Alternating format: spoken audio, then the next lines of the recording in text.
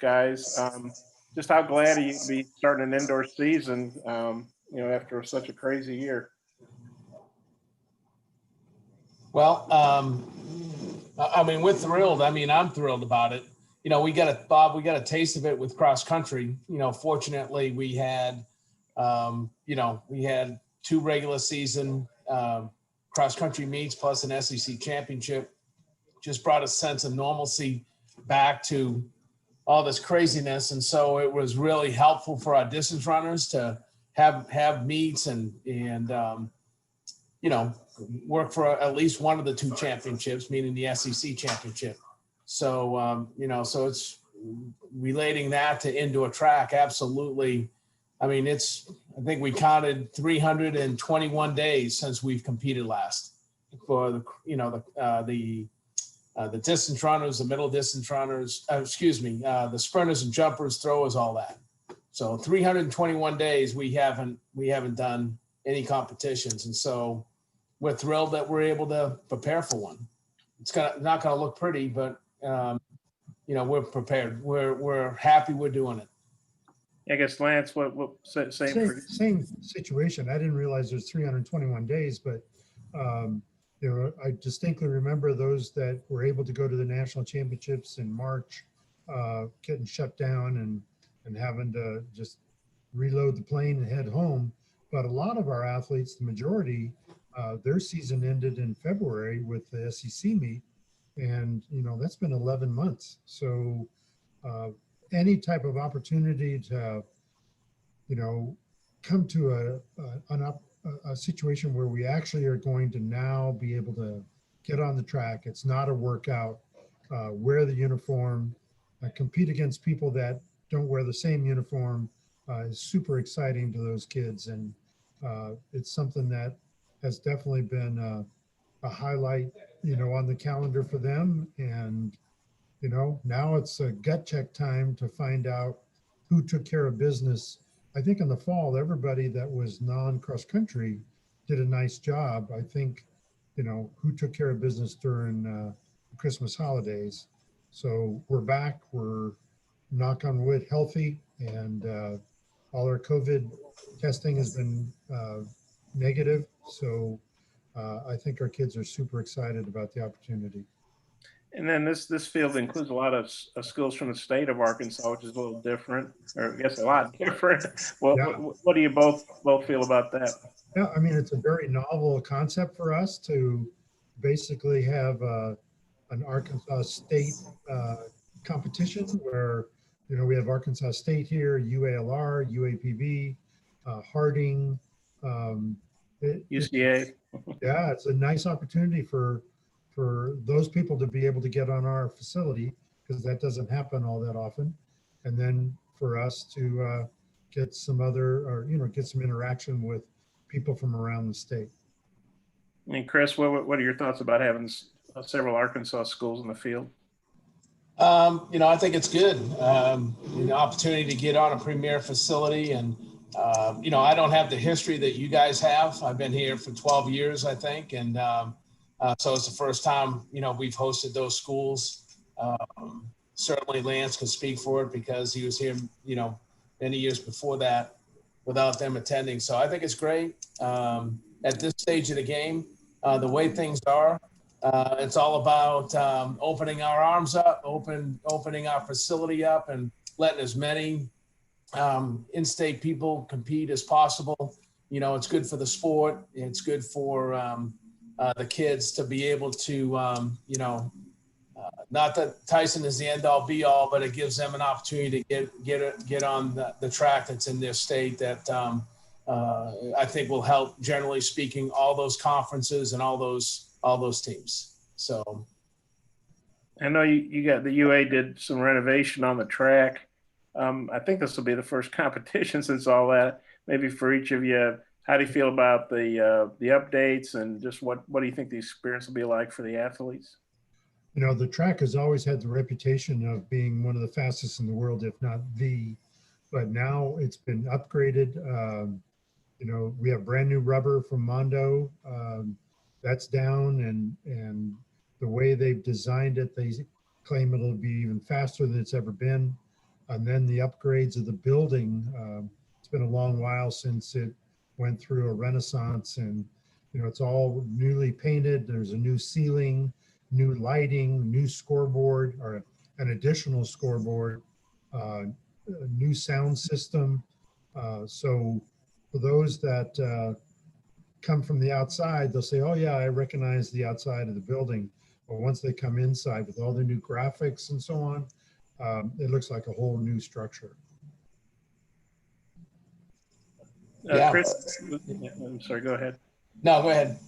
Well, I was going to say, what are your thoughts? And is it kind of disappointing that, right now, at least fans can't come in and enjoy all that new stuff? I guess the athletes and the coaches. Yeah, I mean, that's what's going to be odd about the next 5 or 6 track meets we have in here, and that's the lack of fans. Everything's going to look different. The facility looks phenomenal. Really excited about how things turned out, and it just looks really bright and sharp in there, and we're excited about it. But yeah, unfortunately, no fans, and so we're just going to have to wait until next year before they can get in there. But the meet's going to look. We have a team meeting tomorrow.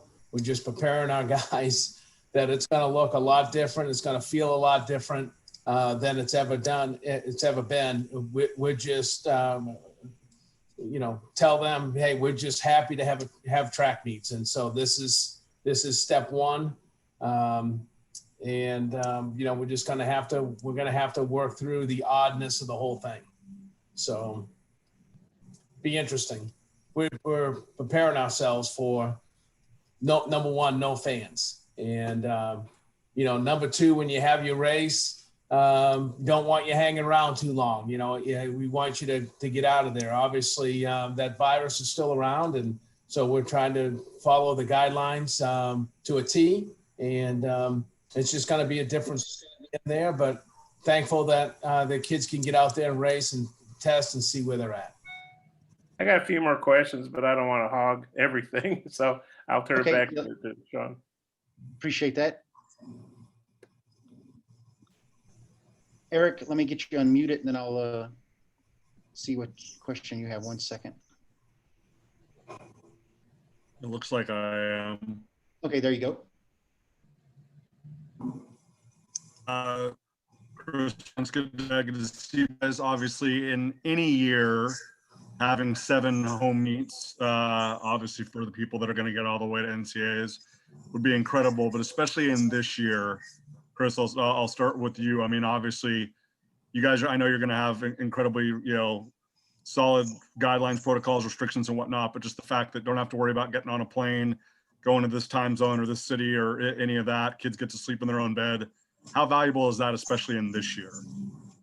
Oh, well, it's huge. We did travel, Eric, for cross country, wearing the N95 masks and boxed lunches and, having food delivered to the hotel, not being able to really leave the hotel in the fall when we were at LSU or where else did we go, Lance? Birmingham and what have you. So, it's huge, Eric, that we don't have to do any of that. It's a blessing and a curse. The blessing is all those things you just mentioned. The curse is we just hope our guys show up at the right time. We're not all at the hotel and, shuttling over together and warming up. I mean, these kids are going to be rolling in during the day, from 1 to 6 o'clock. And, as coaches, you get a little nervous about the fact that, hey, is everybody here on time? And they cut their warm up too short. When you're on the road, you control all those things. When we're at home, these kids are going to be in their apartments. We're not staying at a hotel or anything. So, especially after, we're not in that meet mode type of thing. So be interesting to get through that this weekend. And then Lance, kind of along the lines of what Bob was asking, especially in a year when Randall Tyson has been renovated, right? Like no better opportunity, I mean, not just because of what's going to be happening on Fridays and Saturdays, but even with what's going to be happening on Sundays.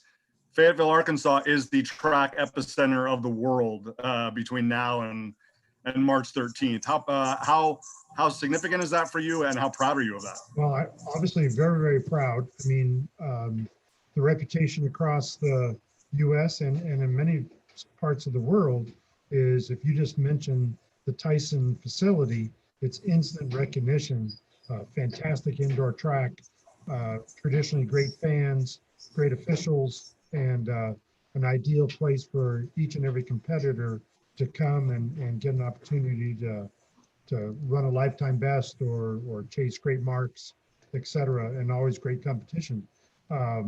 Obviously, as Chris was saying, the world has changed a bit, but we know that our administration has really reached out and made this upgrade possible, and we're the benefactors of it. And then obviously, Paul Doyle and Associates recognized that and said, hey, you know, can we piggyback off of your meets and do some professional meets, which works out great for opportunity for those pro athletes, but especially for our athletes that are, you know, don't have eligibility left anymore, but remain in Fayetteville to train, gives them an opportunity to sleep in their own bed and have great competition. So like you said, we've become kind of the focal point of indoor track in the US, and hopefully that spreads a good positive word across the world that, hey, if you want to have a great opportunity, it happens in Fayetteville, Arkansas. And if I could just add, Sean, if it's okay, I mean, obviously everybody has to get there first, not only your student athletes, but everybody's. But just wanted your reaction, Lance, and then Chris, I'll go back to you about NCAA indoor being 3 days as opposed to 2. Obviously, you've been used to it in outdoor that it's, you know, it's 4, but I guess in an effort to, you know, minimize the sizes of people being in there and whatnot. But just what are your general thoughts on that being the case? Well, I think the NCAA and their advisors on the medical side of it are very, very cautious about, you know, the whole opportunity to have an athlete or a coach or an official end up with the COVID virus at the NCAA meet. So to help alleviate some of the compaction of numbers was to spread it out over 3 days. But they're only moving a couple of events to Thursday. And so the traditional Friday, Saturday will be very similar to years past. And then obviously we'll get Sunday off, and then there'll be a mass exodus to drive to Stillwater, Oklahoma for those that are going to chase the cross-country opportunity. Chris, any thoughts? Yeah, well, first of all, if I could just go back, you know, with the 5 track meets that we have plus the 4 professional meets, my hat's off to as Lance mentioned, you know, our administration, Hunter Yurachek, Dorita Radcliffe, the amount of time and effort that it takes just for them to put their arms around that and to have the meet it's incredible. It's behind the scenes stuff that we don't see. And so I'm really appreciative of the fact that, you know, they've put the work in not only for our regular season meets, but even for this professional situation, which Lance and I felt like for the good of track and field, it's an Olympic year. Hopefully it's an Olympic year, you know, but the number of athletes that we have training in this, you know, in Fayetteville, I'm just hats off to our administration for finding a way to make it happen, because there's a lot of work and time and effort that goes behind the scenes to make that happen. And, you know, so I'm appreciative of that. What was the other question? Just any thoughts on indoors being spread out from 2 days to 3? Oh, not too much. I mean, like Lance said, it's, you know, there's only a couple events it's going to affect. And, you know, I don't, you know, it doesn't matter to me. I mean, 3 days is spread it out is probably good. Yeah. Thanks, guys. Appreciate it. Bob, did you have some more questions? Yeah, a couple more. I think it was like Chris was saying, 320 some days. Normally, you know, your track kids would have competed into June. Some of them might have competed into August, you know, depending on if they were going to USA's and whatnot. So do you, I mean, is this, I mean, the first meet's always a bit of a break-in, but is this like a super sort of break-in, Yeah. knock off the rust kind of meet? I mean, for sure, you'd think that, hey, we haven't competed for 321 days. Everybody's going to be competing this weekend. Everybody's on the track. Everybody's going to competing, and that's just not the case because the ramp up is different. I mean, we haven't had a ramp up to a meet for this period of time, so it's kind of out of our MO right now. And so even the ramp up this past week, I'm sure Lance can speak for the same thing. Feels different, and our kids haven't been in that mode for quite a while, Bob. So everything feels different right now. We're just going to have to take baby steps, and it's going to look ragged. It's not going to be pretty, and then on top of that, with no fans and no atmosphere, that atmosphere. I mean, it's been a totally different week. For us, as far as getting ready, because we just haven't been doing this for a while. And so, our goal is just to make sure everybody gets out healthy. I mean, that's the main thing.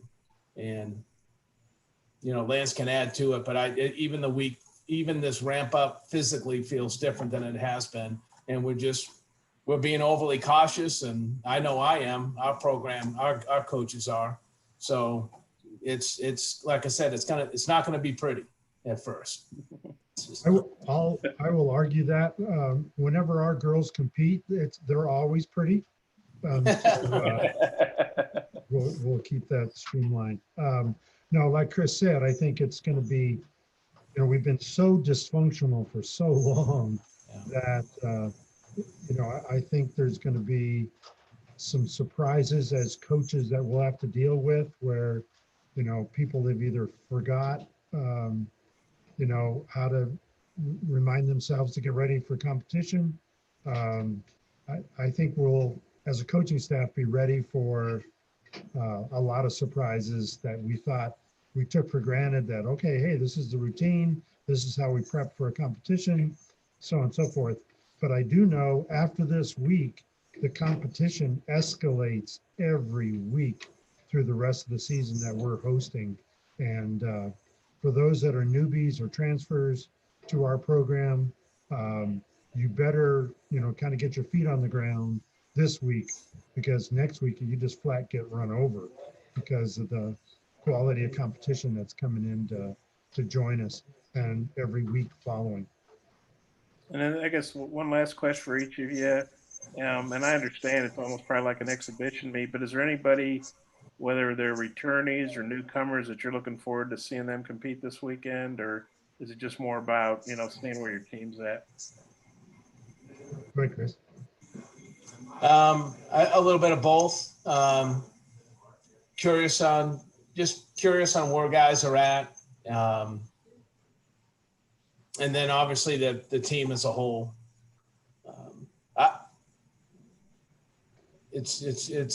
I don't know what else to say about it except the fact that there's not one particular person I'm like, oh, I'm excited. I want to see all these guys that are competing this weekend, see where they're at, see how they handle the situation, all the different procedures, the check-in procedures, all those types of things. And like I said, I'm going in very, my expectations are not real high from a performance standpoint. I just want to get everybody out of there healthy and prepared for next week. Just take it one step at a time. I think we're fortunate that we have a lot of returnees that are veterans. So I think they'll kind of lead the charge for us as far as getting back into a competitive routine, help educate the newcomers on what the expectations are. I think the one thing that's really going to be different is because of the limitations in numbers in the building, there's a policy that we're encouraging people to compete and leave. And traditionally, that team bonding aspect is going to be hindered a bit with the new protocols. So we weigh the team bonding aspect versus the COVID protocol.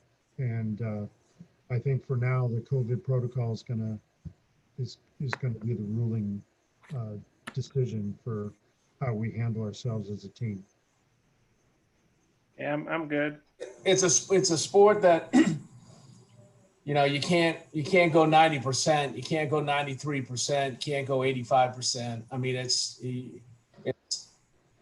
you're beating out a bunt to first base every single time you get out there and compete. You know, it's really you know. There's you just got to be careful. So it's that kind of effort, and it's hard to regulate that. You know, does that make sense? I mean, it's just to regulate that. And so just like I said, I honestly, if they jog, I'm happy. I want to see them get around the track and have them have a performance. And so that's how odd this feels right now. And make sure they're going in the right direction. On the And track. make sure that, hey, Bob, making sure they're turning left, right? So it's it'll be interesting, that's for sure. Never experienced anything like this. So in a way, it's exciting, and it's a way it's a little bit frightening, you know. Anybody else with a question? Go ahead, Eric. Thanks, Sean. I just wanted to make sure that everybody else got their opportunities. So Chris, in the spirit of your wonderful baseball metaphor, if we have enough bunt singles or enough stolen bases, Lance, use your metaphor and Chris's, if we have enough makeovers and enough pretty young men and women by the time we get to February and March, do you guys see a benefit because of the well-rounded nature of both your teams and your programs, that with a lot of these other groups that are more kind of distance centric or distance focused and don't really have the depth of sprints, hurdles, throws, jumps, vaults, etc., that could be beneficial for you guys? I mean, like Lance, I mean, obviously Stanford is exceptional, North Carolina State, BYU and the distant Washington in the distance realm, but maybe you don't have like a lot of those other pieces. Chris, the same way, NAU, BYU, Stanford's and stuff like that. I mean, the more distance based. So like what you guys were talking about, in March, indoor championships, and then obviously people going down to Stillwater. But do you think that the overall nature of your guys' programs is going to have you guys, in the hunt and placing well on the podium, especially in a year when you guys are hosting indoor? I know for us on the women's side, the focus will always be on the indoor championship, obviously because we're hosting. That's kind of the makeup of our team as far as being most effective. But we also are going to keep, as I told the kids, we're going to keep the door open about cross country as well. But if there is hard choices to make as far as emphasis go, we'll always emphasize the indoor championships as priority, and then secondarily, the cross country and Stillwater. I don't think the NCAA did any favor to the distances, male or female, by putting those back to back. I think they forced some real hard decisions for coach as well as athlete. And, I think we're going to see some further polarization in programs. I mean, I echo the same thing. We're Lance and I in two separate offices, but we're lined up very much philosophically. For sure, that's our emphasis. It's indoor track season. We're going to have indoor track. I mean, we're going to get it done. I don't think it's any different than what Greg felt and the SEC felt in the summertime when nobody wanted to play football and the SEC wanted to play football. And the SEC wants to run indoor track. They wanted to run cross country. We had the championship. We did it. Okay. And we got through it safely. Indoor track is is a different animal, but we're going to find a way to get it done, and we're going to get it done. We're going to have it. And, you know, so we're going to honor that, and we're going to compete hard, and we're going to try to put our, you know, I think the backbones of both of our teams right now happen to be in the distance areas, and there's a lot of weight to carry for an indoor championship, whether it's the SEC meet or the NCAA meet, however that plays out. Right now, we're focused on the SEC meet, but we're going to freaking play indoor track. And then at the end of the day, if it's safe for our athletes and, you know, they're healthy and all that, then we'll take a ride over to Stillwater and give it a shot. But, you know, we have a commitment to our other coaches and to the SEC and the rest of our league that wants to run indoor track. We're doing it. And so I'm excited about it, and it's a challenge, but we're going to do the best we can in both areas. Righty. Thank you, everybody.